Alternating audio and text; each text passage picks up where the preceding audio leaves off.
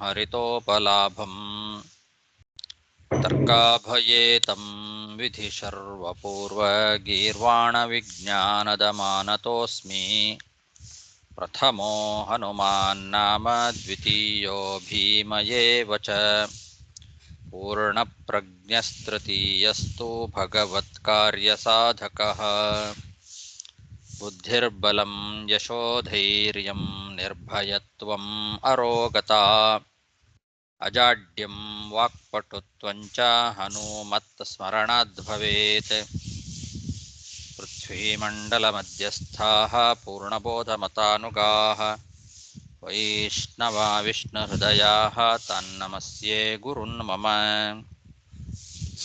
जन्माद्यस्य यतोऽन्वयादितरतश्चार्थेष्वभिज्ञस्वराट् तेने ब्रह्महृदाय आदिकवये मुह्यन्ति यं सूरयः तेजो वारिमृदां यथा विनिमयो यत्र त्रिसर्गो मृषा धाम्ना स्वेन सदा निरस्तकुहकं सत्यं परं धीमहि सृष्टिस्थित्यप्येहा नियतिदृशितमो बन्धमोक्षाश्च यस्मात् अस्य श्रीब्रह्मरुद्रप्रभृतिसुरनरद्वीषशत्रुत्मकस्य विष्णोर्व्यस्ताः समस्ताः सकलगुणनिधिः सर्वदोषव्यपेतः पूर्णानन्दो व्ययो यो गुरुरपि परमः चिन्तयेतं महान्तं यं प्रव्रजन्तमनुपेतमपेतकृत्यं द्वैपायनो विरहकातर आजुहाव पुत्रेति तन्मयतया तरवोऽपि नेदुः तं सर्वभूतहृदयं मुनिमानतोऽस्मि ಶ್ರೀಗುರುಭ್ಯೋ ನಮಃ ಹರಿ ಓಂ. ಶ್ರೀಮದ್ಭಾಗವತದ ಪಂಚಮ ಸ್ಕಂಧದ 22ನೇ ಅಧ್ಯಾಯದಲ್ಲಿ ಇವತ್ತು 15ನೇ ಗದ್ಯ. ಅತ ಉಪರಿಷ್ಟಾತ್ ದ್ವಿಲಕ್ಷಯೋಜನಾಂತರಗೋ ಭಗವಾನ್ ಬೃಹಸ್ಪತಿಃ ಏಕೈಕಸ್ಮಿನ್ ರಾಶೌ ಪರಿವತ್ಸರಂ ಪ್ರಚರತಿ ಯದಿ ನ ವಕ್ರಸ್ಥಃ ಸ್ಯಾತ್ ಪ್ರಾಯಶೋ ಅನುಕೂಲೋ ಬ್ರಾಹ್ಮಣಕುಲಸ್ಯ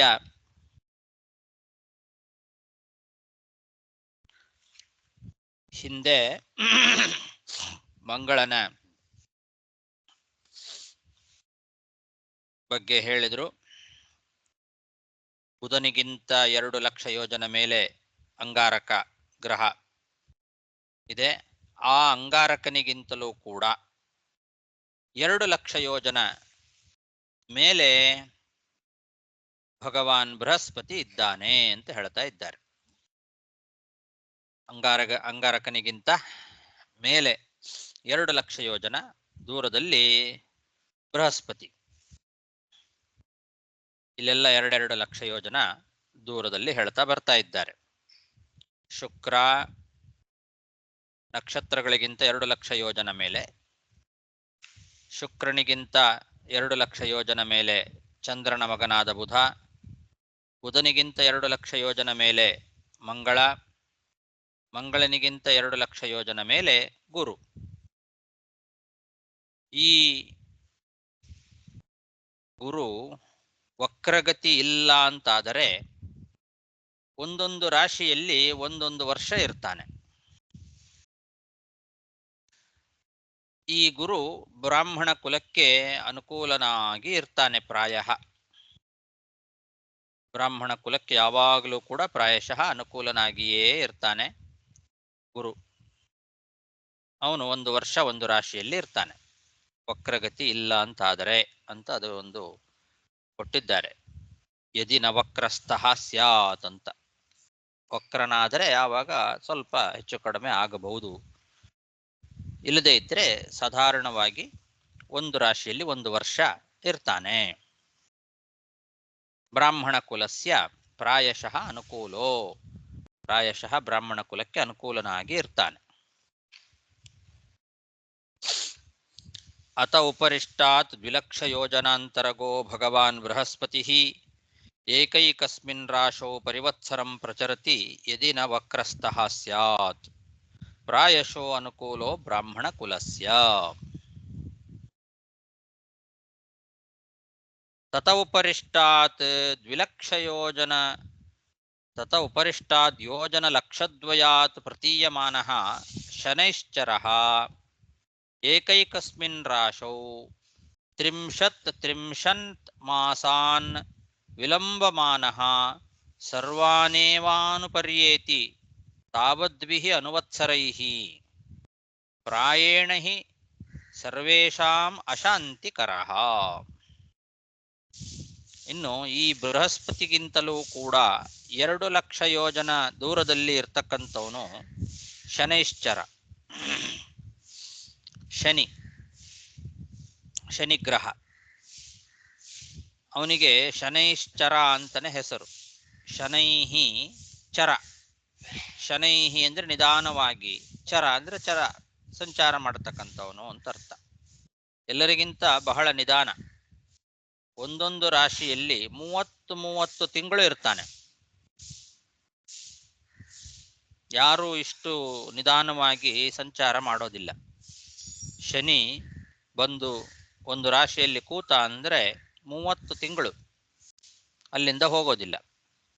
ಅಲ್ಲಿಂದ ಮತ್ತೆ ಮುಂದಿನ ರಾಶಿಗೆ ಬಂದರೆ ಅಲ್ಲಿ ಮತ್ತೆ 30 ತಿಂಗಳು. ಹೀಗೆ ಒಂದೊಂದು ರಾಶಿಯಲ್ಲಿ 30 ತಿಂಗಳು ಕೂತು ಬಿಡ್ತಾನೆ. ತ್ರಿಂಶನ್ ಮಾಸಾನ್ ವಿಲಂಬಮಾನಃ, ನಿಧಾನವಾಗಿ ಅಲ್ಲಿಂದ ಹೋಗ್ತಾನೆ. 30 ತಿಂಗಳು ಆದಮೇಲೆ ಹೋಗ್ತಾನೆ. ಹೀಗೆ ಒಟ್ಟು ಎಲ್ಲ ರಾಶಿಗಳನ್ನು ದಾಟಬೇಕಾದ್ರೆ 30 ವರ್ಷ ಆಗತ್ತೆ. ಒಂದು ಬಾರಿ ಶನಿ ಎಲ್ಲ ರಾಶಿಗಳನ್ನು ದಾಟಬೇಕು ಅಂತಾದರೆ 30 ವರ್ಷ ಬೇಕಾಗತ್ತೆ.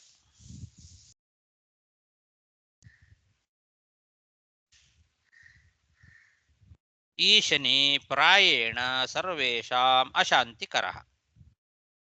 ಹೆಚ್ಚಾಗಿ ಈ ಶನಿ ಅಶಾಂತಿಯನ್ನ ಸೂಚನೆ ಮಾಡ್ತಾನೆ. ಪ್ರಾಯೇಣ ಅಂತಂದ್ರೆ ಹೆಚ್ಚಾಗಿ. ಯಾಕೆಂದ್ರೆ ಏಕಾದಶ ಸ್ಥಾನದಲ್ಲಿ ಏನಾದರೂ ಇದ್ದರೆ ಆವಾಗ ಅಶಾಂತಿ ಏನಿಲ್ಲ. ಏಕಾದಶ ಸ್ಥಾನದಲ್ಲಿ ಎಲ್ಲರೂ ಶಾಂತಿಯನ್ನೇ ಉಂಟು ಮಾಡ್ತಾರೆ, ಶನಿಯೂ ಕೂಡ. ಹಾಗಾಗಿ ಏಕಾದಶಾದಿ ಶುಭ ಸ್ಥಾನಗಳು ಒಂದು ವೇಳೆ ಇಲ್ಲ ಅಂತಾದರೆ ಆವಾಗ ಸಾಧಾರಣವಾಗಿ ಇವನು ಅಶಾಂತಿಕರನೇ. ಅದಕ್ಕೆ ಅವನ ಹೆಸರೇ ಶನೈಶ್ಚರ, ನಿಧಾನವಾಗಿ ಸಂಚಾರ ಮಾಡ್ತಕ್ಕಂಥವನು ಅಂತ. ಹೀಗೆ ಒಟ್ಟು 30 ತಿಂಗಳು ಒಂದೊಂದು ರಾಶಿಯಲ್ಲಿ ಇದ್ದು ಎಲ್ಲ ಸಂಚಾರ ಮಾಡಿ ಬರೋ ಅಷ್ಟೊತ್ತಿಗೆ ಎಲ್ಲ ರಾಶಿಯಲ್ಲಿ ಹೋಗಿ ಬರಲಿಕ್ಕೆ 30 ವರ್ಷ ಬೇಕಾಗ್ತದೆ.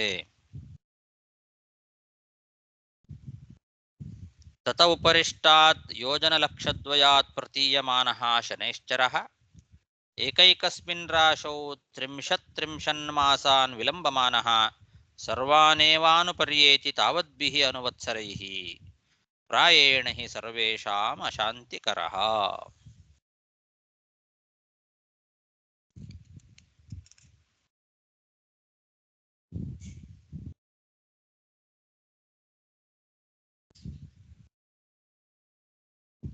ತತ ಉತ್ತರಸ್ಮಾತ್ ಋಷಯಃ ಏಕಾದಶ ಲಕ್ಷ ಯೋಜನಾಂತರ ಉಪಲಭ್ಯಂತೆ ಯೇತೆ ಲೋಕಾನ್ ಸಮನುಭಾವಯಂತೋ ಭಗವತೋ ವಿಷ್ಣೋರ್ಯತ್ ಪರಮಂ ಪದಂ ಪ್ರದಕ್ಷಿಣಂ ಉಪಕ್ರಮಂತಿ.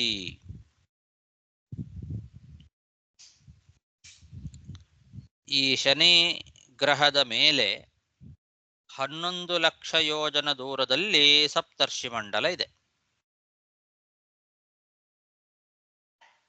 ಎಲ್ಲ ಗ್ರಹಗಳದ್ದು ಹೇಳಾಯ್ತಾ?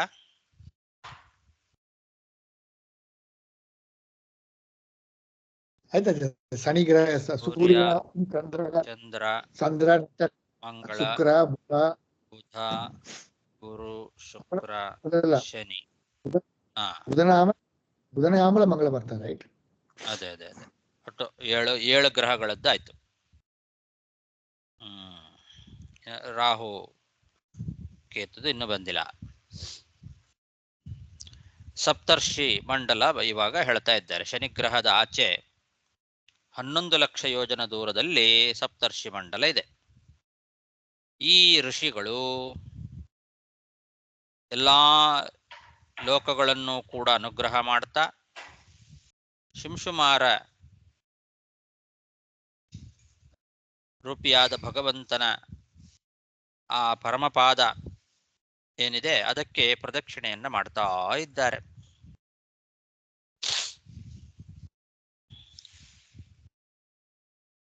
ಶಿಂಶುಮಾರ ರೂಪಿಯಾದ ಭಗವಂತ ಧ್ರುವಲೋಕದಲ್ಲಿದ್ದಾನೆ. ಅವನ ಪರಮ ಮಂಗಳಕರವಾದ ಪಾದಗಳನ್ನು ಪ್ರದಕ್ಷಿಣೆ ಮಾಡ್ತಾ ಎಲ್ಲ ಲೋಕಗಳನ್ನು ಅನುಗ್ರಹ ಮಾಡ್ತಾರೆ ಈ ಎಲ್ಲ ಋಷಿಗಳು. ಈ ಋಷಿಗಳು ಇರುವ ಮಂಡಲ ಸಪ್ತರ್ಷಿ ಮಂಡಲ, ಅದು ಶನಿಗ್ರಹದ ಮೇಲೆ 11 ಲಕ್ಷ ಯೋಜನ ದೂರದಲ್ಲಿದೆ. ತತ ಉತ್ತರಸ್ಮಾದ್ ಋಷಯಃ 11 ಲಕ್ಷ ಯೋಜನಾಂತರ ಉಪಲಭ್ಯಂತೆ ಯ ಏತೆ ಲೋಕಾನ್ ಸಮನುಭಾವಯಂತೋ ಭಗವತೋ ವಿಷ್ಣೋಃ ಯತ್ ಪರಮಂ ಪದಂ ಪ್ರದಕ್ಷಿಣಂ ಉಪಕ್ರಮಂತಿ.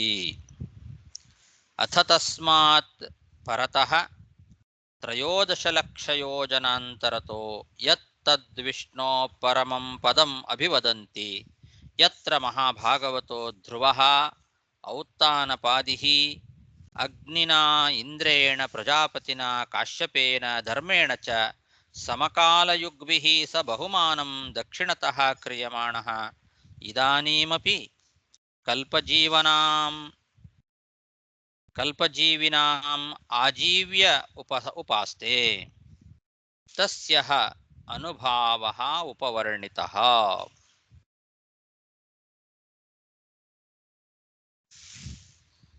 ಸಪ್ತರ್ಷಿ ಮಂಡಲದ ಮೇಲೆ 13 ಲಕ್ಷ ಯೋಜನ ದೂರದಲ್ಲಿ ಧ್ರುವಲೋಕ ಇದೆ. ಶಿಂಶುಮಾರ ರೂಪಿಯಾದ ಆ ವಿಷ್ಣುವಿನ ಪರಮಪದ, ವಿಷ್ಣೋ ಪರಮಂ ಪದಂ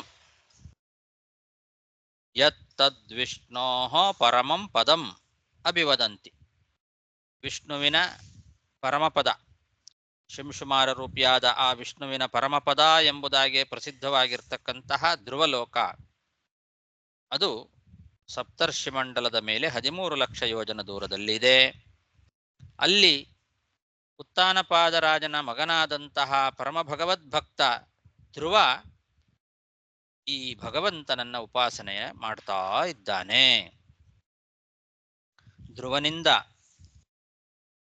ಉಪಾಸ್ಯನಾಗಿರ್ತಕ್ಕಂತಹ ಶಿಂಶುಮಾರ ರೂಪಿಯಾದ ಭಗವಂತ ಈ ಲೋಕದಲ್ಲಿ ವಾಸ ಮಾಡಿಕೊಂಡಿದ್ದಾನೆ. ಈ ಧ್ರುವ ಎಷ್ಟು ಕಾಲ ವಾಸ ಮಾಡ್ತಾನೋ ಅಷ್ಟೇ ಕಾಲ ಆ ಧ್ರುವನಿಗೆ ಭಕ್ತಿಯಿಂದ ನಕ್ಷತ್ರ ದೇವತೆಗಳು ಪ್ರದಕ್ಷಿಣೆ ಮಾಡ್ತಾರಂತೆ. ಯಾರ್ಯಾರು? ಅಗ್ನಿ, ಇಂದ್ರ, ಪ್ರಜಾಪತಿ, ಕಶ್ಯಪ, ಧರ್ಮ ಅಂತ ಇವರು ನಕ್ಷತ್ರ ದೇವತೆಗಳು. ಇವರು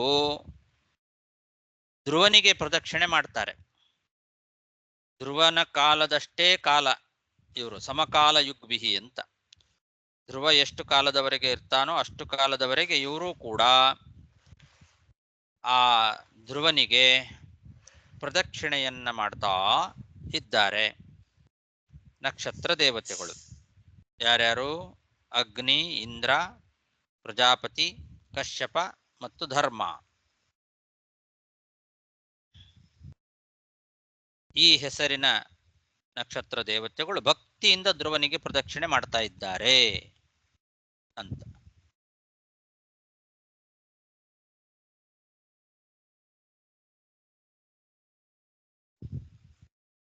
ಸರ್, ಇಲ್ಲಿ ಅಗ್ನಿ ಇಂದ್ರ ಎಂಬುದು ಬಂದು ನಮ್ಮ ಬೆಂಗಳೂರು ಅಗ್ನಿ ಇಂದ್ರವಲ್ಲ, ಬೇರೆ? ಅದಕ್ಕೆ ನಕ್ಷತ್ರ ರೂಪಾಹ ಏವ ಅಂತ ಬರೀತಾರೆ. ಇವರು ನಕ್ಷತ್ರ ರೂಪದಲ್ಲಿ ನಕ್ಷತ್ರ ರೂಪಿಗಳಾದಂತಹ ಈ ಹೆಸರಿನವರು ಹೊರತು ಅವರಲ್ಲ. ಯಾಕೆಂದ್ರೆ ಧ್ರುವನಿಗೆ ಭಕ್ತಿಯಿಂದ ಇವರು ಪ್ರದಕ್ಷಿಣೆ ಬರ್ತಾರೆ ಅಂತಿದೆ.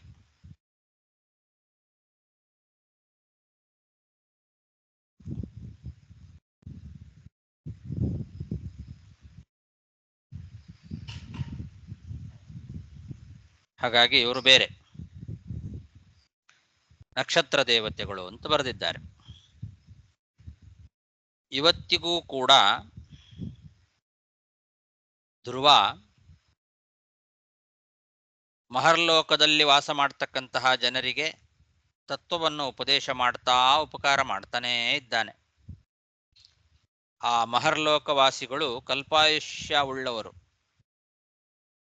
ಮಹರ್ಲೋಕದಲ್ಲಿ ವಾಸ ಮಾಡ್ತಕ್ಕಂತಹ ಜನ ಏನಿದ್ದಾರೆ, ಕಲ್ಪದವರೆಗೆ ಅವರು ಆಯುಷ್ಯವುಳ್ಳಂಥವರು.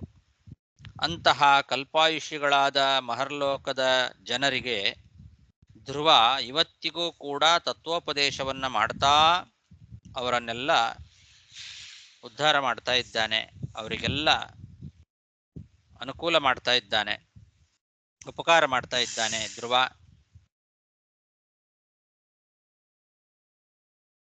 ಹೀಗೆ ಸದಾಕಾಲ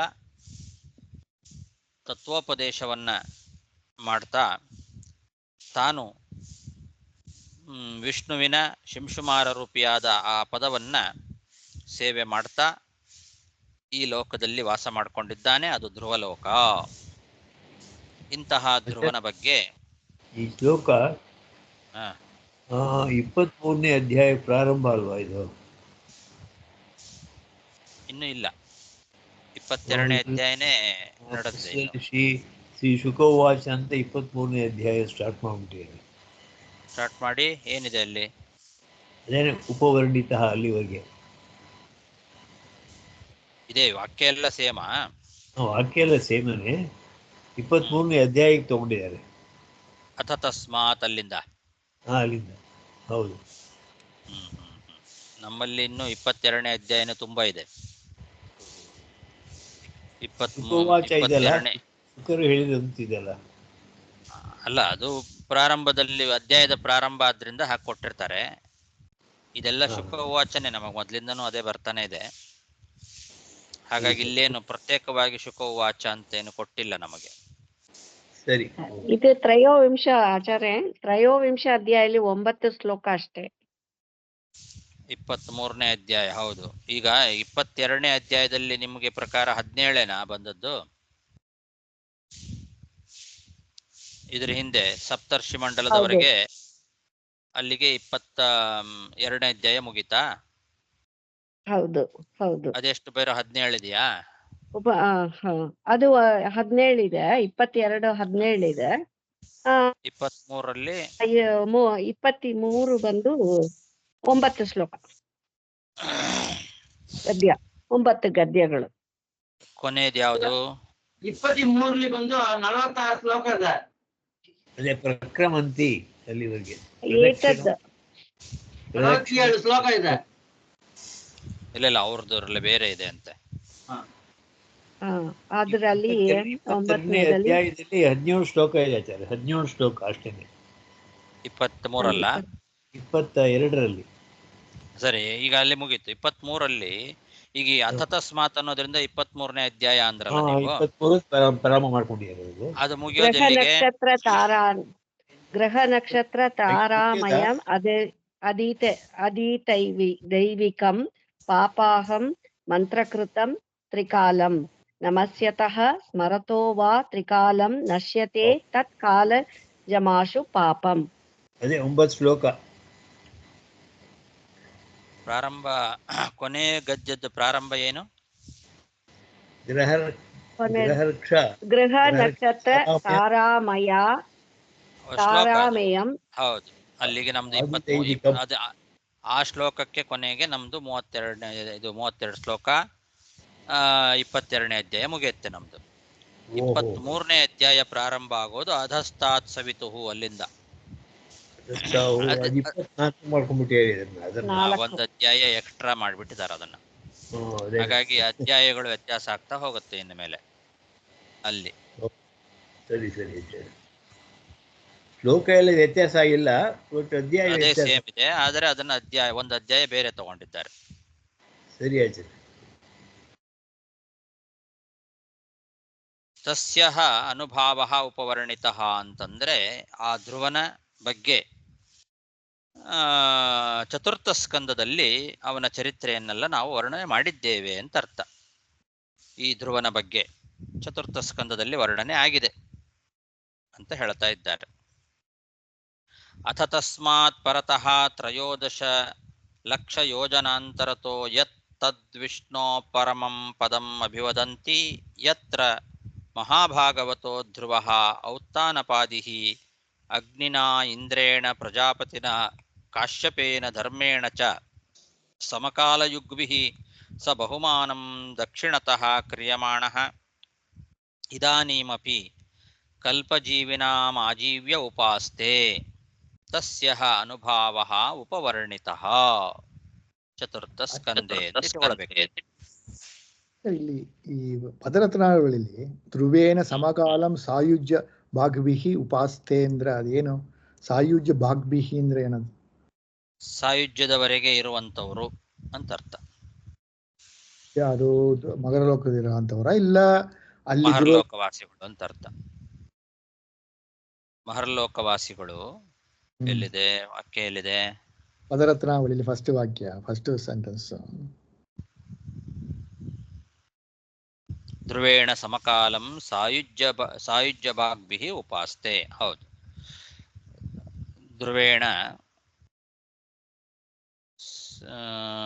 ಧ್ರುವನಷ್ಟೇ ಕಾಲ ವಾಸ ಮಾಡಿಕೊಂಡಿರ್ತಕ್ಕಂಥವ್ರು, ಸಮಕಾಲೀನರಾಗಿರ್ತಕ್ಕಂತಹ ಸಾಯುಜ್ಯವನ್ನ ಪಡೆದಿರ್ತಕ್ಕಂಥವ್ರು ಅಂತ ಅರ್ಥ. ಸಾಯುಜ್ಯ ಭಾಗ್ ಅಂತವರಿಂದ ಸಾಯುಜ್ಯ ಭಾಗ್ಭಿಹಿ, ಸಾಯುಜ್ಯವನ್ನ ಪಡೆದಿದ್ದವರು ಅಂದ್ರೆ ಮೋಕ್ಷ ಸಿಕ್ಕಿಡ್ತು ಅಂತವ ಇಲ್ಲ ಮೋಕ್ಷ ಅವರು ಬಂದು ಅಪ್ರೋಕ್ಷ ಜ್ಞಾನ ಆದ್ಮೇಲೆ ಸಾಯುಜ್ಯ ಪಡೆಯ ಒಂದು ಇದು ಬರ್ತೆ ಅಂತ ತಕೊಂಬೇಕು ಹೆಂಗದು? ಅದೇ ಸಾಯುಜ್ಯವನ್ನ ಪಡಿಲಿಕ್ಕೆ ಯೋಗ್ಯರಾಗಿರ್ತಕ್ಕಂಥವ್ರು ಅಂತ ಇಟ್ಟುಕೊಳ್ಬೇಕು.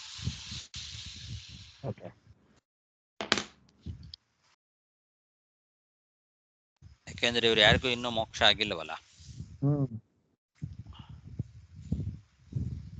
ಸೊ ಅಲ್ಲಿ ಇವರು ಧ್ರುವ ಹೋಗಿ ಅಲ್ಲಿ ಹೋಗಿ ಉಪದೇಶ ಮಾಡ್ತಾನೆ ಇಲ್ಲ ಅವ್ರು ಇಲ್ಲಿ ಕೆಳಗೆ ಬರ್ತಾರೆ, ಅವರು ಧ್ರುವಲೋಕಕ್ಕೆ ಬಂದು ಉಪದೇಶ ತಗೊಂಡು ಹೋಗ್ತಾರೆ ಅಂತ ತಕೊಂಬೋಕ?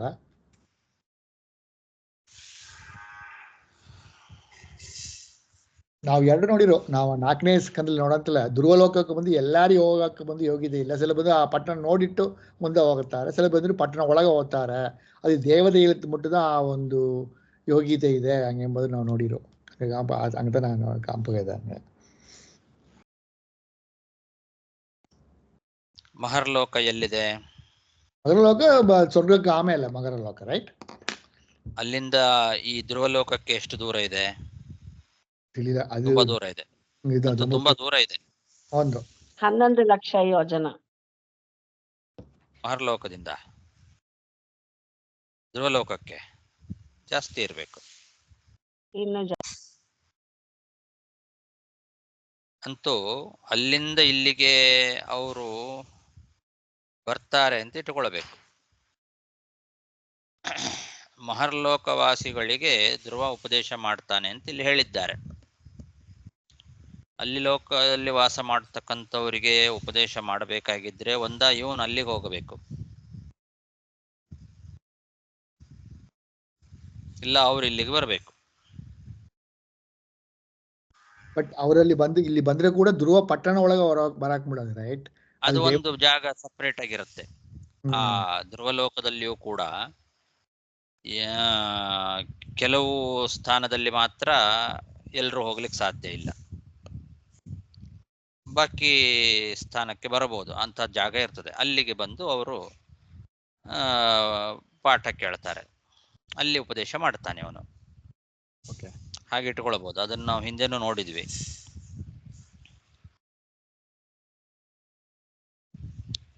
ಕೆಲವರೆಲ್ಲ ಧ್ರುವಲೋಕಕ್ಕೆ ಹೋದದ್ದು ವಿಷಯ ಬಂತಲ್ಲಿ ಹಿಂದೆ. ಧ್ರುವಲೋಕಕ್ಕೆ ಬಂದು ಧ್ರುವ ಪಟ್ಟಣ ಒಳ ಹೋಗಕ್ಕೆ ಬಂದು ದೇವದೇರಿ ಮುಟ್ಟದ ಯೋಗಿದ ಅಂತ ಅದನ್ನು ಹೇಳಿದ್ರು. ಅದರ ಜೊತೆಗೆ ಇನ್ನೊಂದು ಕಡೆಗೆ ಕೆಲವರು ಯಾರೋ ಧ್ರುವಲೋಕಕ್ಕೆ ಹೋಗ್ತಾರೆ ಅಂತ ವಿಷಯನೂ ಬಂತು. ಆವಾಗ ನಾವು ಈ ವಿಷಯವನ್ನ ವಿಚಾರ ಮಾಡಿದ್ವಿ. ಮತ್ತೆ ಅಲ್ಲಿ ಹಿಂಗೆ ಹೇಳಿದ್ದಾರೆ ಅಂತಾದಾಗ ಅಲ್ಲಿ ಕೆಲವು ಬೇರೆ ಜಾಗ ಇದೆ, ಆ ಜಾಗದ ತನಕ ಹೋಗಬಹುದು. ಈಗ ಹೇಗೆ ವೈಕುಂಠದಲ್ಲಿ ಮುಕ್ತ ಸ್ಥಾನ ಅಂತಿದೆಯೋ ಹಾಗೆ ಧ್ರುವಲೋಕದಲ್ಲಿಯೂ ಕೂಡ ಎಲ್ಲರಿಗೂ ಗಮ್ಯಸ್ಥಾನ ಅಂತ ಒಂದಿದೆ.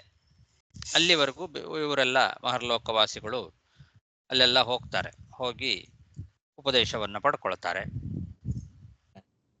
ಸೊ ಆಗ ಮಕರ ಲೋಕದಲ್ಲಿ ಯಾರ್ಯಾರು ಇದ್ದಾರೆ ಅವರೆಲ್ಲ ಸಾಯುಜ್ಯ ಆ ಮೋಕ್ಷ ಖಂಡಿತ ಉಂಟುಂಬ ಒಂದು ಹೊಸ ಒಂದು ಇದು ಒಂದು ಆ ಥರನೂ ಒಂದು ಪಕ್ಷ. ಇನ್ನೊಂದು ಪಕ್ಷ ಇಲ್ಲಿ ಸಾಯುಜ್ಯ ಭಾಗ್ಬಿಹಿ ಅಂತ ಹೇಳಿ ವಿಜಯಧ್ವಜ ತೀರ್ಥರು ಪ್ರತ್ಯೇಕವಾಗಿ ಅದನ್ನು ಬರೆದಿರೋದ್ರಿಂದ ಮತ್ತೊಂದು ರೀತಿಯೂ ಅರ್ಥ ಮಾಡ್ಕೋಬಹುದು. ಧ್ರುವಲೋಕಕ್ಕೆ ಹೋಗ್ಲಿಕ್ಕೆ ಸಾಯುಜ್ಯ ಭಾಗಗಳು ಯಾರಿದ್ದಾರೆ ಅವರಿಗೆ ಮಾತ್ರ ಸಾಧ್ಯ. ಹಾಗಾಗಿ ಮಹರ್ಲೋಕವಾಸಿನಿಗಳಾಗಿ ಎಲ್ರಿಗೂ ಅಲ್ಲಿ ಹೋಗಿ ಉಪದೇಶವನ್ನು ಕೇಳೋ ಯೋಗ್ಯತೆ ಇಲ್ಲ. ಸಾಯುಜ್ಯ ಭಾಗಗಳು ಯಾರಿದ್ದಾರೆ ಅವ್ರು ಮಾತ್ರ ಹೋಗಿ ಉಪದೇಶ ಪಡ್ಕೋತಾರೆ. ಮಹರ್ಲೋಕದಲ್ಲಿ ವಾಸ ಮಾಡೋರಿಗೆ ಎಲ್ರಿಗೂ ಧ್ರುವನಿಂದ ಉಪದೇಶ ಸಿಗತ್ತೆ ಅಂತಿಲ್ಲ. ಅದರಲ್ಲಿ ಕೆಲವರು ಸಾಯುಜ್ಯ ಭಾಗಗಳು ಯಾರಿದ್ದಾರೆ ಅವ್ರು ಮಾತ್ರ ಹೋಗಿ ಧ್ರುವನಿಂದ ಉಪದೇಶವನ್ನು ಪಡ್ಕೊಳ್ತಾರೆ. ಅಂತೂ ಧ್ರುವ ಯಾವಾಗಲೂ ಅಲ್ಲಿ ಉಪದೇಶವನ್ನು ಮಾಡ್ತಾನೆ ಇರ್ತಾನೆ, ಇವತ್ತಿಗೂ ಮಾಡ್ತಾ ಇದ್ದಾನೆ. ಓಕೆ, ಹಾಗೂ ಅರ್ಥ ಮಾಡ್ಲಿಕ್ಕೆ ಬರ್ತದೆ.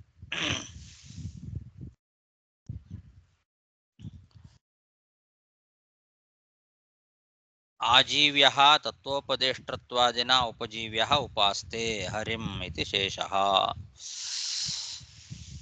ಧ್ರುವೇಣ ಸಮಕಾಲಂ ಯುಜ್ಯಂತೆ ತೈಹಿ.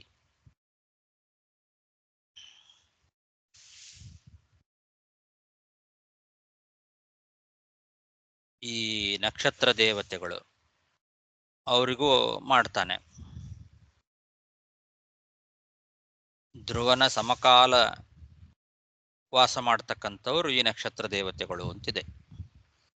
ಧ್ರುವ ನಕ್ಷತ್ರದ ಸುತ್ತಲೂ ಈ ನಕ್ಷತ್ರಗಳು ಕೂಡ ಸುತ್ತಾನೆ ಇರ್ತದೆ ಯಾವಾಗಲೂ. ಹಾಗಾಗಿ ಧ್ರುವ ಇರುವವರೆಗೂ ಧ್ರುವಕಾಲ ಪರ್ಯಂತ ಈ ನಕ್ಷತ್ರಗಳು ಕೂಡ ವಾಸ ಮಾಡ್ಕೊಂಡಿರ್ತವೆ ಅಂತ ಇಟ್ಟುಕೊಳ್ಬೇಕು.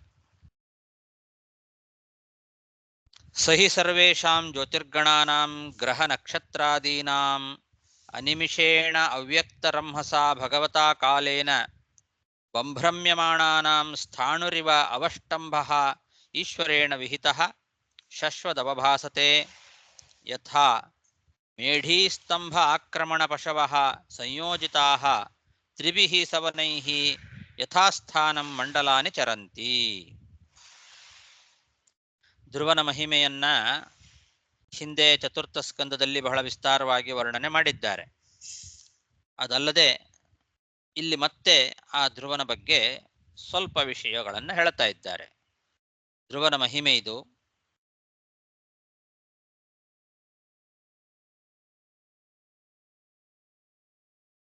ಧ್ರುವ ನಕ್ಷತ್ರ ಅದು ಎಲ್ಲ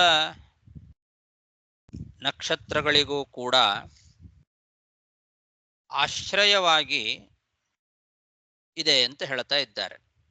ಅದನ್ನ ಧ್ರುವ ನಕ್ಷತ್ರವನ್ನೇ ನಿಲ್ಲಿಸಿದಾನಂತೆ ಭಗವಂತ ಕಂಬದಂತೆ. ಈಗ ಒಂದು ದೃಷ್ಟಾಂತ ಕೊಟ್ಟಿದ್ದಾರೆ. ಮೇಟಿಯ ಕಂಬ,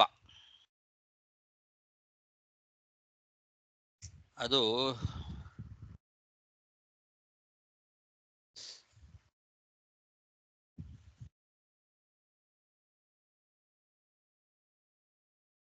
ಮೇಟಿಯ ಕಂಬ ಏನ್ ಮಾಡ್ತದೆ?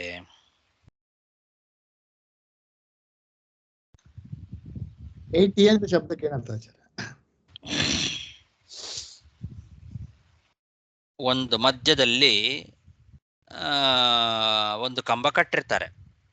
ಆ ಕಂಬದ ಸುತ್ತಲೂ ಕೂಡ ಧಾನ್ಯಗಳನ್ನ ಹಾಕ್ತಾರೆ. ಆ ಧಾನ್ಯಗಳನ್ನ ಪಶುಗಳು ತುಳಿತಾ ಬರ್ತವೆ, ಸುತ್ತಾ ಇರ್ತವೆ. ಅದು ಆ ಕಂಬ ಮಾತ್ರ ಇದ್ದಲ್ಲೇ ಇರುತ್ತೆ. ಆ ಕಂಬಕ್ಕೆ ಕಟ್ಟಿದ ಹಸುಗಳು ಆ ಕಂಬದ ಸುತ್ತಲೂ ತೆನೆಗಳನ್ನ ತುಳಿತಾ ಬರ್ತವೆ. ಧಾನ್ಯದ ತೆನೆಗಳನ್ನ ಹಾಕಿರ್ತಾರೆ. ಆ ತೆನೆಗಳನ್ನ ತುಳಿತಾ ಪಶುಗಳು ಸುತ್ತಾನೇ ಇರ್ತವೆ. ಎಷ್ಟು ಸಲ ಸುತ್ತಿದರೂ ಕೂಡ ಕಂಬ ಮಾತ್ರ ಇದ್ದಲ್ಲೇ ಇರ್ತದೆ. ಆ ಕಂಬಕ್ಕೆ ಕಟ್ಟಿದ ಹಸುಗಳು ಮತ್ತು ಅದರ ಸುತ್ತಲೂ ತಿರುಗ್ತಾನೆ ಇರ್ತವೆ. ಆ ಥರ ಈ ಧ್ರುವ ನಕ್ಷತ್ರ ಅಂತನ್ನೋದು ಮೇಟಿಯ ಕಂಬ ಇದ್ದಂತೆ. ಆ ಕಂಬದ ಸುತ್ತಲೂ ಗ್ರಹ ನಕ್ಷತ್ರ ಮೊದಲಾದ ಎಲ್ಲ ಜ್ಯೋತಿರ್ಗಣಗಳು ಅಂತರಿಕ್ಷದಲ್ಲಿ ಸದಾ ಸುತ್ತತಾನೇ ಇರ್ತವೆ.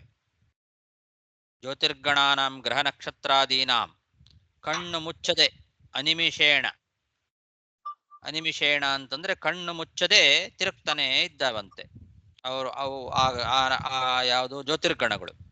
ಗ್ರಹ ನಕ್ಷತ್ರಾದಿ ಜ್ಯೋತಿರ್ಗಣಗಳೆಲ್ಲವೂ ಕೂಡ ಒಂದು ಕ್ಷಣವೂ ಕಣ್ಣು ಮುಚ್ಚದೆ ಅಂತರಿಕ್ಷದಲ್ಲಿ ಈ ಧ್ರುವ ನಕ್ಷತ್ರವನ್ನ ಕಂಬವನ್ನಾಗಿ ಮಾಡಿಕೊಂಡು ಆ ಕಂಬದ ಸುತ್ತಲೂ ಪಶುಗಳು ಧಾನ್ಯ ತೆನೆಗಳನ್ನು ತುಳಿತಾ ಹೇಗೆ ಪ್ರದಕ್ಷಿಣೆ ಮಾಡ್ತಾವೋ ಹಾಗೆ ಇವು ಧ್ರುವ ನಕ್ಷತ್ರವನ್ನೇ ಪ್ರದಕ್ಷಿಣೆ ಮಾಡ್ತಾ ಸುತ್ತನೇ ಇದ್ದಾವೆ. ಹೌದಾ? ಹಾಗಿಟ್ಟು ಚೂರು ಮಾಡಿದ್ರೆ ಹೇಳ್ಬೇಕು. ಅವ್ರು ಈಗ ಜಯ ಮಾಡಿದ್ರೆ ಕೇಳಲ್ಲಕ್ಕೆ. ಜಯ ಮಾಡಿ ಮಾತಾಡಬೇಡ್ರಿ.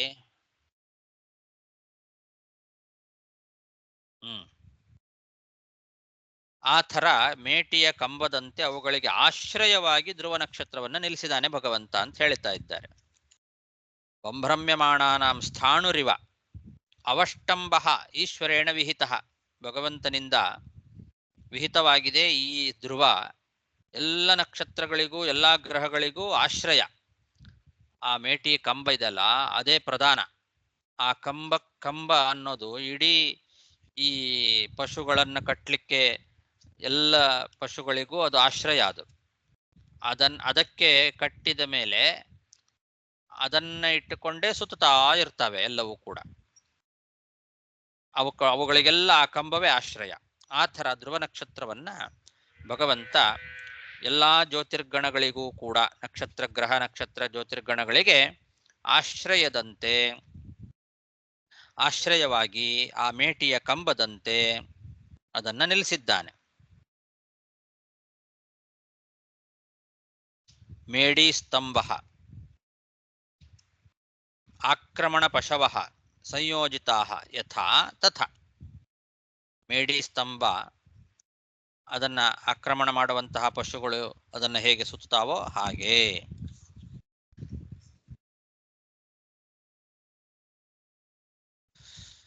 ಜ್ಯೋತಿರ್ಗಣಗಳೆಲ್ಲ ಈ ಮೇಟಿ ಕಂಬದ ಸುತ್ತ ಧಾನ್ಯದ ತೆನೆಗಳನ್ನು ತುಳಿಯುವಂತಹ ಪಶುಗಳಂತೆ ಧ್ರುವ ನಕ್ಷತ್ರದ ಸುತ್ತಲೂ ಕೂಡ ವಾಯುಪಾಶದಿಂದ ಬದ್ಧರಾಗಿ ಅವರು ತಿರುಗ್ತಾ ಇದ್ದಾರೆ. ಈ ವಾಯುಪಾಶ ಏನಿದೆಲ್ಲ ಅಂದ್ರೆ ವಾಯುದೇವರೆಂಬ ಪಾಶ, ಗಾಳಿಗೆ ಬದ್ಧರಾಗಿ ವಾಯುದೇವರಿಂದ ವಶರಾಗಿ ಅವರು ಯಾವಾಗ ಎಷ್ಟೆಷ್ಟು ಸಂಚಾರ ಮಾಡಬೇಕೋ ಅಷ್ಟಷ್ಟು ಸಂಚಾರವನ್ನ ಎಲ್ಲಾ ಗ್ರಹ ನಕ್ಷತ್ರಗಳು ಕೂಡ ಮಾಡ್ತಾ ಇದ್ದಾವೆ. ಅದರಲ್ಲಿ ಕೆಲವರು ವೇಗವಾಗಿ, ಕೆಲವರು ನಿಧಾನವಾಗಿ, ಕೆಲವರು ಸಮಾನವಾದ ಗತಿ ಉಳ್ಳವರಾಗಿದ್ದಾರೆ. ಅದನ್ನ ಹಿಂದೆ ನಾವು ನೋಡಿದ್ವಿ. ಆ ಗತಿಗೆ ಯಾರು ಯಾವತ್ತೂ ತಪ್ಪದೇ ಸುತ್ತುತ್ತಾರೆ. ಇದು ಬಹಳ ವಿಶೇಷ. ಇದು ವಾಯುಪಾಶದಿಂದ ಬದ್ಧರಾದ್ದರಿಂದ ಇದನ್ನೆಲ್ಲ ನಿಯಂತ್ರಣ ಮಾಡ್ತಕ್ಕಂಥವ್ರು ವಾಯುದೇವರು.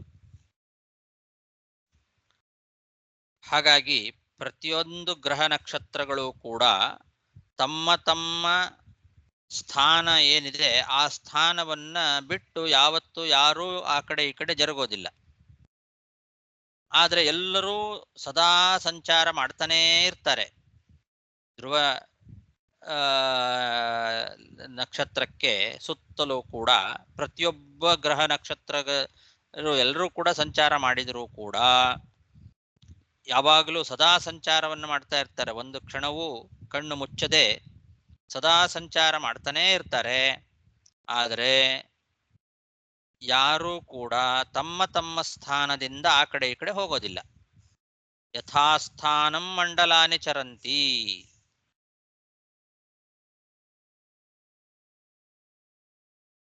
ತ್ರಿಭಿಃ ಸವನೈಃ ಯಥಾಸ್ಥಾನಂ ಮಂಡಲಾನಿ ಚರಂತಿ. ತ್ರಿಭಿಃ ಸ್ತವನೈಃ, ಮೂರು ರೀತಿಯಾದಂತಹ ವೇಗ. ಕೆಲವರು ಶೀಘ್ರಗತಿ, ಕೆಲವರು ಮಂದಗತಿ, ಕೆಲವರು ಸಮಾನಗತಿ. ಕೆಲವು ಸಮಯದಲ್ಲಿ ಶೀಘ್ರಗತಿ, ಕೆಲವು ಸಮಯದಲ್ಲಿ ಸಮಾನಗತಿ, ಕೆಲವು ಸಮಯದಲ್ಲಿ ಮಂದಗತಿ. ಅದರ ಬಗ್ಗೆ ಹಿಂದೆ ನಾವು ನೋಡಿದ್ದೇವೆ. ಈ ರೀತಿ ಅವರವರ ವೇಗ, ಅವರವರ ಸ್ಥಾನ ಇದು ಯಾವತ್ತೂ ಕೂಡ ತಪ್ಪೋದಿಲ್ಲ. ಅದಕ್ಕೆ ಸರಿಯಾಗಿ ಯಾವಾಗಲೂ ಕೂಡ ಸಂಚಾರವನ್ನ ಮಾಡ್ತಾನೇ ಇರ್ತಾರೆ. ಅದು ಯಾವತ್ತೂ ತಪ್ಪೋದಿಲ್ಲ. ಆ ರೀತಿ ಭಗವಂತ ಅವರನ್ನ ನಿಯೋಜನೆ ಮಾಡಿದ್ದಾನೆ. ವಾಯುಪಾಶದಿಂದ ಬದ್ಧರಾಗಿ ಇವರೆಲ್ಲರೂ ಕೂಡ ಸದಾ ಸಂಚಾರವನ್ನು ಮಾಡ್ತಾ ಇದ್ದಾರೆ ಧ್ರುವಲೋಕಕ್ಕೆ ಪ್ರದಕ್ಷಿಣೆಯಾಗಿ.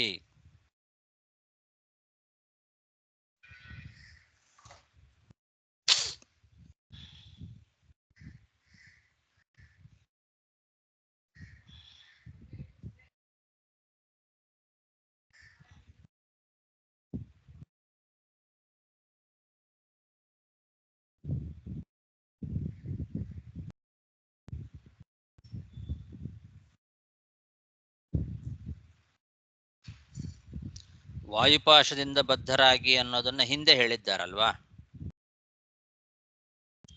ಅದನ್ನ ಇಟ್ಟುಕೊಳ್ಬೇಕು. ಒಂದು ಮುಂಚೆ ಬಂದಿದೆ, ಹಿಂದೆ ಬಂದಿದೆ. ಇಲ್ಲಿ ಹೇಳಿಲ್ಲ ಅದನ್ನ. ಭಾಗವತದಲ್ಲಿ ಆ ಒಂದು ಪದ ಇದೆಯಾ? ಒಂದು ವಾಯುಭಾಷದ ನಾವು ನೋಡಿರು, ಯಾವ ಶ್ಲೋಕ ಮತ್ತೋಯ್ತು. ಭಾಗವತದಲ್ಲಿ ಆಚಾರ್ಯ ಇದರಲ್ಲಿ ಇದೆ, ನನ್ ಬುಕ್ ಅಲ್ಲಿ ಇದೆ ಆಚಾರ್ಯ. ಎಲ್ಲಿ? ಎಷ್ಟನೇ ಶ್ಲೋಕ? 3ನೇ ಶ್ಲೋಕಲ್ಲಿ ಬರುತ್ತೆ. 3ನೇ ಶ್ಲೋಕ ಇದ್ರಲ್ಲಿ ಯಥಾ ಮೇಡಿ ಸ್ತಂಭ ಆಕ್ರಮಣ ಪಶವಃ ಸಂಜ್ಯೋತಿರ್ತಾಸ್ತ್ರಿಭಿಃ ಸವನೈಃ ಯಥಾಸ್ಥಾನಂ ಮಂಡಲಾನಿ ಚರಂತ್ಯೇವಂ ಭಗನಾ ಗೃಹಾದಯ ಏತಸ್ಮಿನ್ ಅಂತರ್ಬಹಿರ್ಯೋಗೇನ ಕಾಲಚಕ್ರ ಆಯೋಜಿತ ಧ್ರುವಂ ಏವಾ ಅವಲಂಬ್ಯ ವಾಯುನೋ ಧೀಯಮಾನ. ಇಲ್ಲೇ ಮುಂದೆ ಬರುತ್ತೆ. ನಾ ಇನ್ನೂ ಅದನ್ನ ಹೇಳಿಲ್ಲ. ವಾಯುನಾ ಉದೀರ್ಯಮಾಣಾಹ ಅಂತ ಬರುತ್ತೆ, ಮುಂದೆ ಬರುತ್ತೆ. ನಮ್ದು ಒಂದೇ ಸೆಂಟೆನ್ಸ್, ಅದು ಒಂದೇ ಗದ್ಯ. ಎರಡಾಗಿದೆ ಅಲ್ಲಿ. ಈಗ ಮಂಡಲಾನಿ ಚರಂತಿ ಅಲ್ಲಿಗೆ ಮುಗೀತು ಇವಾಗ ನಂದು. ಆ ಗದ್ಯ ಮುಗೀತು. ಅದಾದ್ಮೇಲೆ 20ನೇ ಗದ್ಯ ಏವಂ ಭಗಣ ಗ್ರಹಾದಯ ಅನ್ನೋದು ಮುಂದಿಂದು. ಅಲ್ಲಿ ವಾಯುನ ಅಂತ ಇದೆ. ಇದಕ್ಕೆ ಮುಂಚೆ ನೋಡಿದಿರ? ಮುಂಚೆನೂ ಬಂದಿದೆ. ಅದೇ ನಾ ಇದಕ್ಕೆ ಮುಂಚೆನೂ ಬಂದಿದ್ದನ್ನ ಹೇಳದೆ. ಈಗ ಮುಂದೆ ಇರೋದನ್ನ ಸೇರಿಸ್ಕೊಳ್ಬಹುದು. ಇದಕ್ಕೆ ಮುಂಚೆನೂ ಬಂದಿದೆ. ಅದು ಭಾಗವತದಲ್ಲೇ ಬಂದಿದೆಯೋ ಅಥವಾ ವ್ಯಾಖ್ಯಾನದಲ್ಲಿ ಬಂದಿತ್ತು ಅನ್ನೋದು ಗೊತ್ತಿಲ್ಲ. ಇದೇ ಅಧ್ಯಾಯ ಮುಂಚಿನ ಅಧ್ಯಾಯ, 2 ಅಧ್ಯಾಯ ನೋಡ್ತೇನೆ ನಾನು. ಈಗ ಒಂದು 15 ಶ್ಲೋಕ ಮುಂಚೆ ನೋಡಿರಿ ನಾವು. ಹೌದು, ಬಹಳ ಹಿಂದೆ ಏನು ಹೋಗಿಲ್ಲ, ಇಲ್ಲೇ ಇದೆ. ಆದರೆ ವಾಯುನ ಅನ್ನೋ ಪದ ನನಗೆ ನೆನಪಿರಲಿಲ್ಲ. ಇಲ್ಲಿ ಸ್ಪಷ್ಟವಾಗೇ ಇದೆ, ಮುಂದೆ ಬರುತ್ತೆ. ವಾಯುನ ಉದೀರ್ಯಮಾಣಾಹ ಅಂತಿದೆ. ಆ ಕಲ್ಪಾಂತಂ ಪರಿತಃ ಕ್ರಮಂತಿ ಅಂತಿದೆ.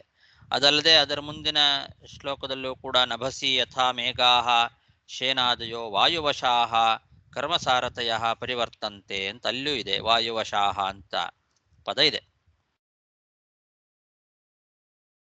ಹಾಗಾಗಿ ಇವರೆಲ್ಲ ಸಂಚಾರ ಮಾಡಲಿಕ್ಕೆ ಪ್ರಧಾನ ವಾಯುನೇ. ಆ ವಾಯುಗೆ ವಶರಾಗಿ ಆಯಾಯ ಕಾಲಕ್ಕೆ ಸರಿಯಾಗಿ ಸಂಚಾರ ಮಾಡ್ತಾರೆ. ಸಂಚಾರ ಮಾಡಬೇಕಾಗಿದ್ದರೆ ವಾಯುವಿನಿಂದಲೇ ಅಲ್ವಾ.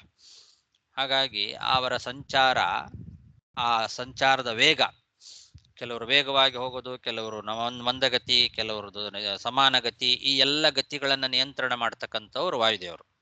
ಹಾಗಾಗಿ ಎಲ್ಲರೂ ವಾಯುವಶರಾಗಿ ಮಾಡ್ತಾ ಇದ್ದಾರೆ. ಅದನ್ನು ಮುಂದೆ ಪ್ರಕೃತಿ, ಮಹಾಲಕ್ಷ್ಮೀ ದೇವಿ ಗತಿ ಅದನ್ನು ಇಟ್ಕೊಳ್ಬೇಕು. ಪ್ರಧಾನ ಪುರುಷನಾದ ನಾರಾಯಣ ಮತ್ತು ಲಕ್ಷ್ಮೀದೇವಿ ಅದನ್ನು ಹೇಳ್ತಾರೆ ಮುಂದೆ. ಅವರೆಲ್ಲರ ವಶರಾಗಿ ಮಾಡ್ತಾರೆ.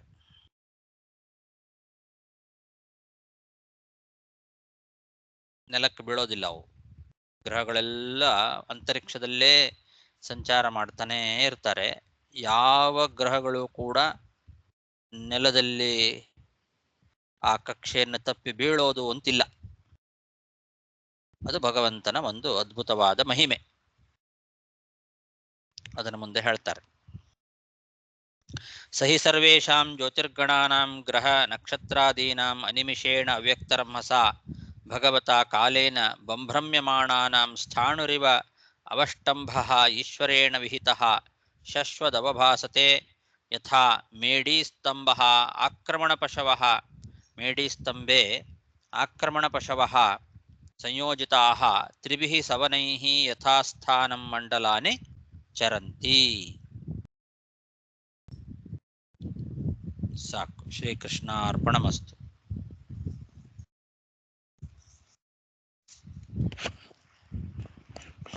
ನಿನ್ನೆ ಪಾಠದಲ್ಲಿ ಈ ಶುಕ್ರ ದಶ ಬಂದು ಮಳೆ ಕೊಡುವ ಅಂತವ ಹಂಗೆ ಒಂದು ಮಾತು ಬಂತು. ಅದು ಸಿಲ ಸಮಯ ಈ ಮಂಗಳ ಗ್ರಹ ಬಂದು ಅದನ್ನ ಬಂದು ಕೆಡಿಸುವ ಹಂಗೆ ಅಂದ್ರೆ ಕೂಡ ನೋಡಿರಿ ನಾವು. ಹೌದು. ಮಳೆ ಬರಲ್ಲ ಅಂದ್ರೆ ಏನು ಶುಕ್ರ ಗ್ರಹ ಬಂದು ಕೆಟ್ಟ ದೆಸೆಯಲ್ಲಿ ಇದ್ದಾನೆ ತಕೊಂಬೋಕ? ಅದೇನದು? ಅವನು ಕೆಟ್ಟ ದಶೆ ಅಂತ ಅರ್ಥ ಅಲ್ಲ. ಅವನ ಮಳೆಯನ್ನ ತರಿಸ್ಲಿಕ್ಕೆ ಬೇರೆ ಯಾವುದೋ ಗ್ರಹಗಳು ಅಲ್ಲಿ ಪ್ರತಿಬಂಧಕಗಳಾಗಿದ್ದಾವೆ ಅಂತ ಇಟ್ಟುಕೊಳ್ಬೇಕು. ಓಕೆ. ಹಾಗೆ ಬೇರೆ ಯಾರಾದ್ರೂ ಪ್ರತಿಬಂಧನ ಮಾಡಲಿಲ್ಲ ಅಂತ ಆದ್ರೆ ಯಥಾ ಕಾಲದಲ್ಲಿ ಯಥಾ ರೀತಿಯಲ್ಲಿ ಮಳೆಯನ್ನ ತರಿಸ್ತಕ್ಕಂಥವನು ಶುಕ್ರ ಅಂತ. ಆ ಮಳೆ ಬರುತ್ತೋ ಇಲ್ಲವೋ ಅನ್ನೋದನ್ನ ಸೂಚನೆ ಮಾಡ್ತಾನೆ ಅಂತ ಅರ್ಥ. ಪ್ರತಿಬಂಧಕ ಬಂದು ನಾವು ಮಂಗಳ ಗ್ರಹದ ಪ್ರತಿಬಂಧಕ ಬರ್ತಾ ಅದು ಒಂದೇ ಅಲ್ಲ, ಅದು ಅದೇ ಮೊದಲಾದವುಗಳು ಅಂತ ಹೇಳಿದ್ದಾರೆ. ಮಂಗಳ ಮೊದಲಾದ ಗ್ರಹಗಳು ಪ್ರತಿಬಂಧಕ ಆಗದೆ ಇದ್ರೆ ಅಂತ ಅಲ್ಲಿ ಬರೆದಿದ್ದಾರೆ.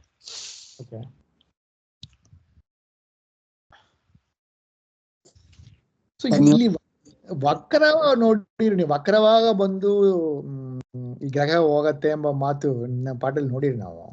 ಇದಕ್ಕೆ ಮುಂಚೆ ವಕ್ರವ ಗ್ರಹ ಹೋಗಲ್ಲ ಎಂಬುದು ಕೂಡ ನೋಡಿರಿ ನಾವು. ಗಾಂಪದಿಯ ಎಲ್ಲಿ ನೋಡಿರಿ ನಂಗೆ ಮತ್ತೆ ಎಲ್ಲಾ ಗ್ರಹಗಳು ಪ್ರದಕ್ಷಿಣಾಕಾರವಾಗಿ ಸುತ್ತಾವೆ, ಯಾರು ಕೂಡ ವಕ್ರವಾಗಿ ಬರೋದಿಲ್ಲ. ಸೂರ್ಯ ಮಾತ್ರ ವಕ್ರ ಸಂಚಾರ ಆಗತ್ತೆ ಕೆಲವು ಸಲ, ಬಿಟ್ರೆ ಬೇರೆ ಯಾವುದು ವಕ್ರ ಇಲ್ಲ ಅನ್ನೋ ಮಾತನ್ನ ಬೇರೆ ಯಾವುದು ಅಂತ ಹೇಳಿಲ್ಲ ಅಲ್ಲಿ. ಚಂದ್ರಂದು ಹೇಳುವಾಗನ ನಕ್ಷತ್ರಗಳದ್ದು ಹೇಳುವಾಗ ಹೇಳಿದ್ದಾರೆ. ನಕ್ಷತ್ರಗಳು ಸೂರ್ಯನ ಹಾಗೆ ವಕ್ರಗತಿ ಇಲ್ಲ, ಅವು ಯಾವಾಗಲೂ ಪ್ರದಕ್ಷಿಣಾಕಾರವಾಗಿಯೇ ಸುತ್ತುತ್ತಾವೆ ಹೊರತು ವಕ್ರ ಇಲ್ಲ ಅಂತ ಅನ್ನೋದನ್ನು ನಕ್ಷತ್ರಗಳಿಗೆ ಮಾತ್ರ ಹೇಳಿದ್ದಾರೆ, ಎಲ್ಲದು ಅಂತ ಹೇಳಿಲ್ಲ. ಇಲ್ಲ, ನಿನ್ನ ಪಾಠದಲ್ಲಿ ನಾವು ನೋಡಿರಿ ನಾವು ಅದು ನಕ್ಷತ್ರ ಮುಟ್ಟು ವಕ್ರ ಇಲ್ಲ, ಮತ್ತೆ ಸಿಲ ಗ್ರಹ ಎಲ್ಲ ವಕ್ರ ಉಂಟು ಹಂಗೆಂಬ ಪಾಠ ನೋಡಿರು. ಅದಕ್ಕೆ ಮುಂಚೆ 2 ದಿನಕ್ಕೆ 3 ದಿನಕ್ಕೆ ಮುಂಚೆ ನಕ್ಷತ್ರ ಬಂದು ಇದು ಗ್ರಹಗಳು ಬಂದು ಸೂರ್ಯನ ಬಿಟ್ಟು ಇದು ವಕ್ರವ ಸುತ್ತಾದಿಲ್ಲ ಎಂಬ ಒಂದು ಮಾತನ್ನ ನೋಡಿದಾಗ ನಂಗೆ ಅಂಪ ಇಲ್ವಲ್ಲ, ಹಾಗೇನ್ ನೋಡ್ದಂಗಿಲ್ಲ. ಹಂಗ ಓಕೆ. ಆ ಪ್ರಶ್ನೆ ಮಾಡಿಕೊಂಡು ಈ ಅಭಿಮುಖವಾಗಿ ಹೆಂಗ ಬರಾಕ ಮುಡಿಯೋದು ಅಲ್ಲಿ ನಾವು ಥಿಂಕ್ ಮಾಡಿದ್ವಿ. ಸೂರ್ಯ ಒಂದು ವೇಳೆ ಪ್ರದಕ್ಷಿಣಾಕಾರವಾಗಿಯೇ ಸುತ್ತಾ ಇದ್ದಾನೆ ಅಂತಾದ್ರೆ ಉಳಿದ ಗ್ರಹಗಳು ಅಪ್ರದಕ್ಷಿಣಾಕಾರವಾಗಿ ಬಂದ್ರೆ ಆವಾಗ ಇದು ಅದಕ್ಕೂ ಭೇಟಿ ಆಗಬಹುದು, ಇಲ್ಲದೆ ಇದ್ರೆ ಇಲ್ಲ. ಒಂದೋ ಇವನು ಅಪ್ರದಕ್ಷಿಣಾಕಾರವಾಗಿ ಹೋಗ್ಬೇಕು, ಇಲ್ಲ ಬೇರೆ ಗ್ರಹಗಳು ಅಪ್ರದಕ್ಷಿಣಾಕಾರವಾಗಿ ಬರಬೇಕು, ಆವಾಗ ಮಾತ್ರ ಅವ್ರಿಗೂ ಇವನಿಗೂ ಭೇಟಿ ಆಗತ್ತೆ. ಇಲ್ಲ ಅವನು ಮುಂದೆ ಹೋಗ್ತಾ ಅವನ ಹಿಂದೆ ಇವ್ರು ಯಾವಾಗ್ಲೂ ಹೋಗ್ತಾನೆ ಇದ್ರು ಅಂದ್ರೆ ಭೇಟಿ ಆಗೋದೇ ಇಲ್ಲ ಅಂತ ಆ ರೀತಿ ನಾವು ಥಿಂಕ್ ಮಾಡಿದ್ದು. ಅಲ್ಲಿಲ್ಲ. ಇಲ್ಲ, ಅಲ್ಲಿ ಅವರು ಕೃಷ್ಣಮೂರ್ತಿ ಕೂಡ ಹೇಳಿರಲ್ಲ ವಕ್ರವ ಬರ್ತಾ ಹಂಗೆಂಬ ಮಾತಿಯ ನೀವ್ ಹೇಳಿರಿ. ವಕ್ರವ ಮಾತು ಬಂದು ಇಲ್ಲಿ ಇಲ್ಲ ಹಂಗೆಂಬ ಮಾತು ನೋಡಿದಾಗ ನಂಗೆ ಇಲ್ಲ ಅಂದ್ರೆ ಅಲ್ಲಿ ಭಾಗವತದಲ್ಲಿ ವಕ್ರವಾಗಿ ಸಂಚಾರ ಮಾಡ್ತಾರೆ ಅಂತ ಬಂದಿಲ್ಲ, ಇದುವರೆಗೂ ಎಲ್ಲೂ ಬಂದಿಲ್ಲ. ಇಲ್ಲೆಲ್ಲಾ ಕಡೆಯಲ್ಲೂ ಕೂಡ ಯದಿ ವಕ್ರಹ ನ ಸ್ಯಾತ್ ಅಂತಾನೆ 2-3 ಕಡೆ ಹೇಳಿದ್ದಾರೆ. ಒಂದು ವೇಳೆ ವಕ್ರ ಅಲ್ಲದೆ ಇದ್ರೆ, ವಕ್ರ ಗತಿ ಇಲ್ಲದೆ ಇದ್ದಾಗ ಅವನು ಇಷ್ಟಿಷ್ಟು ದಿವಸಕ್ಕೆ ಇಷ್ಟಿಂತ ಗ್ರಹಗಳನ್ನ ದಾಟ್ತಾನೆ ಅಂತ ಹೇಳ್ತಾ ಬಂದಿದ್ದಾರೆ 2-3 ಗ್ರಹಗಳಿಗೆ. ಯದಿ ವಕ್ರಹ ನ ಸ್ಯಾತ್ ಅಂತ ಹೇಳಿದ್ದಾರೆ ಹೊರತು ಯಾವಾಗ ವಕ್ರ ಆಗ್ತಾನೆ, ಹೇಗೆ ವಕ್ರ ಆಗ್ತಾನೆ ಅನ್ನೋದನ್ನು ಹೇಳಿಲ್ಲ ಇಲ್ಲೆಲ್ಲೂ ಇದುವರೆಗೂ. ಬಟ್ ನಿನ್ನ ಪಾಠದಲ್ಲಿ ನೋಡಿರ್ಲಿಲ್ಲ ನಾವು ವಕ್ರವ ಸುತ್ತುತ್ತಾಣ ಮಾತು ಬರ್ತಲ್ಲ. ಯಾರು ವಕ್ರವ ಬಂದು ಗ್ರಹ ವಕ್ರವ ಯಾವುದು ಬುಧನೋ ಎಲ್ಲೇ ನೋಡಿದೆ ನಂಗೆ ಅಂಪಲ್ಲ. ವಕ್ರವಾಗಿ ಸುತ್ತುತ್ತಾಣ ಎಂಬ ಮಾತು ಬಂತು, ರೈಟ್? ವಕ್ರವಾಗಿ ಸುತ್ತಾನೆ ಅಂತ ಬಂದಿಲ್ಲ. ಒಂದು ವೇಳೆ ವಕ್ರ ಆಗದೆ ಇದ್ರೆ ಒಳ್ಳೆ ಫಲ ಕೊಡ್ತಾನೆ ಅಂತ. ಯಾರ್ದು? ಅಂಗಾರಕದ್ದು. ಹಾಗಂದ್ರೆ ಏನರ್ಥ? ಅಂಗಾರಕನನ್ನ ಹೇಳುವಾಗ ಒಂದು ವೇಳೆ ಅವನು ವಕ್ರನಲ್ಲದೆ ಇದ್ರೆ ಆವಾಗ ಒಳ್ಳೆ ಫಲನೇ ಕೊಡ್ತಾನೆ. ಅಶುಭ ಗ್ರಹ ಅಲ್ಲಲ್ಲ, ಮಂಗಳ ಅಶುಭ ಗ್ರಹನೇ ಸಾಧಾರಣವಾಗಿ. ಶುಭ ಸೂಚಕ ಶುಭಗ್ರಹದ ಯೋಗ ಇದ್ದಾಗ ಅವನು ಶುಭವನ್ನ ಕೊಡ್ತಾನೆ, ಇಲ್ಲದೆ ಇದ್ರೆ ಅಶುಭನೇ. ಇದು ಮಂಗಳದ್ದಾಗುವಾಗ. ಮುಂದೆ ನಾವು ಬುಧಂದು ಹೇಳುವಾಗ ಅವನು ಕ್ರಮ ಬಿಟ್ಟು ಬೇರೆ ಕ್ರಮದಲ್ಲಿ ಹೋದ್ರೆ ಒಂದು ನಕ್ಷತ್ರದಿಂದ ಮತ್ತೊಂದು ನಕ್ಷತ್ರಕ್ಕೆ ಹೋಗುವಾಗ ಕ್ರಮವಾಗಿ ಒಂದು ನಕ್ಷತ್ರದಿಂದ ಮತ್ತೊಂದು ನಕ್ಷತ್ರಕ್ಕೆ ಹೋಗೋದು. ಒಂದ್ ವೇಳೆ ಕ್ರಮ ಬಿಟ್ಟು ಒಂದ್ ವೇಳೆ ಬೇರೆ ನಕ್ಷತ್ರಕ್ಕೆ ಹೋದ್ರೆ ಆವಾಗ ಚಂಡಮಾರುತ, ಅನಾವೃಷ್ಟಿ ಮೊದಲಾದವುಗಳೆಲ್ಲ ಆಗತ್ತೆ ಅಂತ ಬುಧನ ಬಗ್ಗೆ ಹೇಳುವಾಗ. ಕ್ರಮ ಬಿಟ್ಟು ಹೋಗ್ತಾ ಅಂದ್ರೆ ಏನರ್ಥ? ಅದೇ ಒಂದೊಂದ್ಸಲ ಒಂದು ನಕ್ಷತ್ರ ಬಿಟ್ಟು ಹಾರಿ ಮತ್ತೊಂದು ನಕ್ಷತ್ರಕ್ಕೆ ಹೋಗುವಂತ ಪ್ರಸಂಗ. ಫಾಸ್ಟ್ ಆಗಿ ಹೋಗ್ತಾನೆ, ಫಾಸ್ಟ್ ಆಗಿ ಹೋಗ್ತಾನೋ ಅಥವಾ ಹಾರಿ ಹೋಗ್ತಾನೆ. ಓಕೆ. ಫಾಸ್ಟ್ ಆಗಿ ಹೋದ್ರೂ ಕೂಡ ಆ ನಕ್ಷತ್ರದ ಮೇಲೆನೆ ಹೋಗ್ಬೇಕಲ್ಲ. ಈಗ ಅಶ್ವಿನಿ ಆದ್ಮೇಲೆ ಭರಣಿ, ಭರಣಿ ಆದ್ಮೇಲೆ ಕೃತ್ತಿಕ, ಅಶ್ವಿನಿಯಿಂದ ಕೃತ್ತಿಕಾಕ್ ಹೋಗ್ಬೇಕಾದ್ರೆ ಭರಣಿ ಮೂಲಕವಾಗಿಯೇ ಹೋಗ್ಬೇಕು. ಒಂದು ವೇಳೆ ಅಶ್ವಿನಿಯಿಂದ ಡೈರೆಕ್ಟ್ ಆಗಿ ಕೃತ್ತಿಕಾಕ್ಕೆ ಹೋಗ್ತಾನೆ ಅಂತ ಇಟ್ಕೊಂಡ್ರೆ, ಭರಣಿನ ಟಚ್ ಮಾಡದೆ, ಆವಾಗ ಚಂಡಮಾರುತ, ಅನಾವೃಷ್ಟಿ ಮೊದಲಾದವುಗಳೆಲ್ಲ ಆಗತ್ತೆ. ಅದು ಹೆಂಗೆ? ಇದನ್ನ ಟಚ್ ಮಾಡದೆ ಅದಕ್ಕೆ ಹೋಗೋದು ಹೆಂಗೆ ಅಂದ್ರೆ ಹಾರ್ತಾನೆ ಅಂತ ಇಟ್ಕೊಳ್ಬೇಕು. ಜಂಪ್ ಮಾಡ್ತಾನೆ. ಓಕೆ, ಜಂಪ್ ಮಾಡ್ತಾನೆ ಅಂತ ಇಟ್ಕೊಳ್ಬೇಕು. ಇಲ್ಲ ಅಂದ್ರೆ ಆ ಕ್ರಮ ವ್ಯತಿರಿಕ್ತ ಅತಿರಿಚ್ಚೇತ ಅನ್ನೋದಕ್ಕೆ ಹಾಗೆ ಬರೀತಾರೆ ಅವರು. ಯದಾ ಅರ್ಕಂ ಅತಿರಿಚ್ಚೇತ ತದಾ ಅತಿವ್ರಾತ ಎಲ್ಲ ಹೇಳಿದ್ದಾರೆ. ಈ ಮಂಗಳ ನಂಗೆ ಸರಿ ಅರ್ಥ ಆಗಲ್ಲ. ಮಂಗಳ ಗ್ರಹ ಬಂದು ವಕ್ರವ ಓಲಾದ್ರೆ ಅವ ಬಂದು ಶುಭ ಹಂಗೆ ಹೇಳಿಲ್ಲ. ಅಲ್ಲಿ ಏನ್ ಹೇಳಿದ್ದಾರೆ ಅಂದ್ರೆ, ಯದಿ ನವಕ್ರೇಣ ಅಭಿವರ್ತತೆ ವರ್ತತೆ, ಅವನು ಅಷ್ಟೇ ವಕ್ರ ಗತಿ ಇಲ್ಲ ಅಂತ ಆದ್ರೆ ಆವಾಗ ಒಂದೊಂದು ರಾಶಿಗಳನ್ನ ಮೂರು ಪಕ್ಷಗಳಂತೆ ಅಂತ. ವಕ್ರಗತಿ ಇಲ್ಲ ಅಂದ್ರೆ ವಕ್ರಗತಿ ಇದನ್ನ ಆತಲ್ಲ ಇದೆ ಅಂತ ಆಯ್ತಲ್ಲ, ಯಾವಾಗಾರು ವಕ್ರಗತಿ ಬರುತ್ತೆ ಅಂತ ಆಯ್ತು. ಆಯ್ತು, ರೈಟ್. ಅದು ಯಾವಾಗ ಏನು ಅಂತ ಹೇಳಿಲ್ಲ. ಒಂದು ವೇಳೆ ವಕ್ರಗತಿ ಇಲ್ಲ ಅಂತ ಆದ್ರೆ ಅವನು ಮೂರು ಪಕ್ಷಕ್ಕೆ ಒಂದು ರಾಶಿಯನ್ನ ದಾಟ್ತಾನೆ. ಎಲ್ಲಾರ್ಗೂ ಹಾಗೆ ಹೇಳಿದ್ದಾರೆ. ಹಾಗಾಗಿ ಎಲ್ಲಾರ್ಗೂ ವಕ್ರ ಯಾವಾಗಾರು ಇದ್ದೇ ಇರ್ತದೆ. ಒಂದು ವೇಳೆ ವಕ್ರಗತಿ ಇಲ್ಲ ಅಂತ ಆದ್ರೆ ಅನ್ನೋ ಪದ ತುಂಬಾ ಕಡೆಗೆ ಬಂದಿದೆ. ಈಗ ಎಲ್ರಿಗಿಂತ ಒಳ್ಳೆ ಗ್ರಹ ಅಂತಂದ್ರೆ ಗುರು. ಗುರು ಸಾಧಾರಣವಾಗಿ ಎಲ್ರಿಗೂ ಅವನು ಅನುಕೂಲನಾಗೇ ಇರ್ತಾನೆ ಅಂತಿದೆ. ಬ್ರಾಹ್ಮಣರಿಗೆ ಬಹಳ ಅನುಕೂಲನಾಗಿದ್ದಾನೆ ಅಂತ. ಅದರಲ್ಲೂ ವಕ್ರಗತಿ ಇಲ್ಲದೆ ಇದ್ರೆ ಅನ್ನೋದನ್ನು ಸೇರಿಸಿದ್ದಾರೆ. ಗುರುಗೂ ಕೂಡ ಯದಿ ನವಕ್ರಸ್ತಃ ಸ್ಯಾತ್ ಅಂತ ಗುರುವಿಗೆ ಇದೆ. ಹಾಗಾಗಿ ಪ್ರತಿಯೊಬ್ಬರಿಗೂ ಕೂಡ ವಕ್ರಗತಿ ಯಾವಾಗಾದ್ರೂ ಒಂದ್ ಸಮಯದಲ್ಲಿ ಇರುತ್ತೆ ಅಂತ ಆಯ್ತು. ಓಕೆ. ಸೊ ಆಗ ವಕ್ರಗತಿ ಬರ ಅಂತೆಲ್ಲ ಬಂದು ಈ ಸೂರ್ಯನೂ ವಕ್ರಗತಿ ಉಂಟು, ಎಲ್ಲಾ ಗ್ರಹಕ್ಕೂ ವಕ್ರಗತಿ ಉಂಟು. ಆಗ ಉಂಟು. ಅದು ಯಾವಾಗ ಅನ್ನೋದನ್ನ ತಿಳ್ಕೊಳ್ಬೇಕು. ಅದನ್ನ ಮುಂದೆ ಏನಾರ ಹೇಳ್ತಾರ ನೋಡೋಣ. ಓಕೆ. ಎಲ್ರಿಗೂ ವಕ್ರಗತಿ ಇದೆ ಅಂತ ಆಯ್ತು. ಇಲ್ಲ ಅನ್ನೋ ಪದ ಎಲ್ಲಿ ಹೇಳಿದ್ದಾರೆ ನಿಮಗೆ? ಎಲ್ಲಿ ಹೇಳಿದೆ ನಾನು? ಆತರ ಎಲ್ಲೂ ಹೇಳಿಲ್ಲ.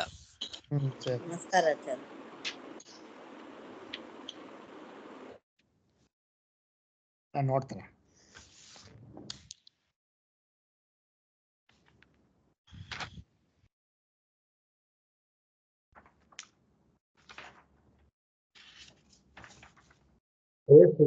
ನಮಸ್ಕಾರ ಗುರುಗಳೇ. ಹರೇ ನಮಃ. ನಮಸ್ಕಾರ ಗುರುಗಳೇ. ಧನ್ಯವಾದಗಳು ಆಚಾರ್ಯರೇ.